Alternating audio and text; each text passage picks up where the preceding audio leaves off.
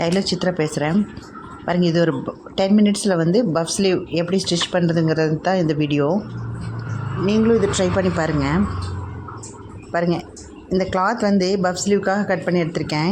இதனுடைய கட்டிங் வந்து என்னோடய சேனலில் போனீங்கன்னா வீடியோவில் வந்து மார்க் பண்ணியிருக்கேன். எவ்வளோ மார்க் பண்ணணுன்னு ஸ்லீவுக்காக மார்க் பண்ணியிருக்கேங்க. பாருங்கள், இப்போ இந்த இதில் வந்து 2 இன்ச்சு தையலுக்காக விட்டுட்டு சின்னதாக பஃப் ஃப்ளீட் பிடிக்கணுங்க. பாருங்கள், இந்த மாதிரி சின்னதாக ஃப்ளீட் வைக்கணும். ஃப்ளீட் வச்சுட்டு லாஸ்ட் வந்து ஒரு 2 இன்ச்சு தையலுக்கு இந்த சைடு விட்டுறணும். அதுக்கப்புறம் பாருங்கள், ஆப்போசிட் சைடாக வந்து இந்த ஃப்ளீட் பிடிக்கணும். இந்த மாதிரி பிடிச்சா தான் பஃப் வந்து நல்லா பஃபியாக இருக்குங்க. ஸ்ட்ரைட்டாகவே பிடிச்சோம்னா பஃப் வந்து இவ்வளோ இதாக கிடைக்காது. நெக்ஸ்ட் பாருங்கள், இது சாரியோட கிளாத்து. இந்த சாரீ கிளாத் எடுத்து கை சுற்றளவு இருக்கு இல்லைங்களா, அந்த லென்த்துக்கு வந்து அளந்துட்டு இது வந்து கட் பண்ணி எடுத்துக்கணும். இந்த கிளாத் வந்து கட் பண்ணி எடுத்துக்கணுங்க. இப்போ பாருங்கள், இந்த சாரீ கிளாத்தை வந்து இது மேலே வச்சு தைக்கணும். அதாவது சாரியோட மேல் பக்கமும் இந்த ஸ்லீவோட மேல் பக்கமும் நம்மளை பார்த்த மாதிரியே இருக்கணுங்க. ஆப்போசிட்டாக போடக்கூடாது, ரெண்டுமே நம்மளை பார்த்த மாதிரியே தான் இருக்கணுங்க. அந்த மாதிரி வச்சு இந்த கரையில் வச்சு ஸ்டிச் பண்ணணும். இந்த சாரீ பார்டர் வந்து அதில் கவராகி வரும்போது ரொம்ப அழகாக இருக்கும் பார்க்குறக்கு. பாருங்கள், இந்த மாதிரி ஸ்டிச் பண்ணணும். ஸ்டிச் பண்ணியாச்சுங்க. அடுத்து பாருங்கள், இந்த பஃப்பை வந்து அப்படியே உள்ளேயே வச்சுட்டு இந்த கிளாத்தை வந்து மேலே வச்சு ஃபோல்டு பண்ணி தைக்கணுங்க. இன்னோட் பண்ணணும். பாருங்கள், இந்த மாதிரி இன்னோட் பண்ணணும்.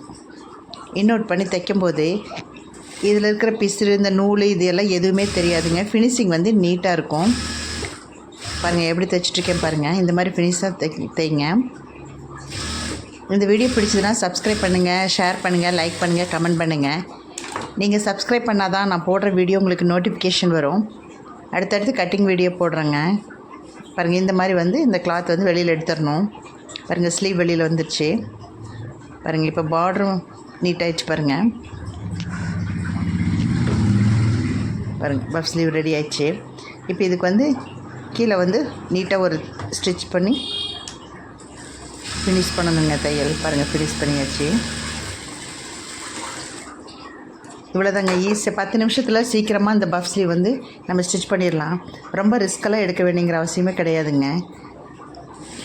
பாருங்கள், அதுக்குண்டான ப்ளவுஸில் வந்து இந்த ஸ்லீவ் வச்சு ஸ்டிச் பண்ணுறேங்க. பாருங்கள், பஃப் ஸ்லீவ் ரெடி ஆயிடுச்சு. 2 கைக்கும் பஃப் ஸ்லீவ் வச்சாச்சுங்க. இது நல்லா இருக்கான்னு பாருங்கள். இது பிடிச்சதுன்னா கமெண்ட் பண்ணுங்கள்.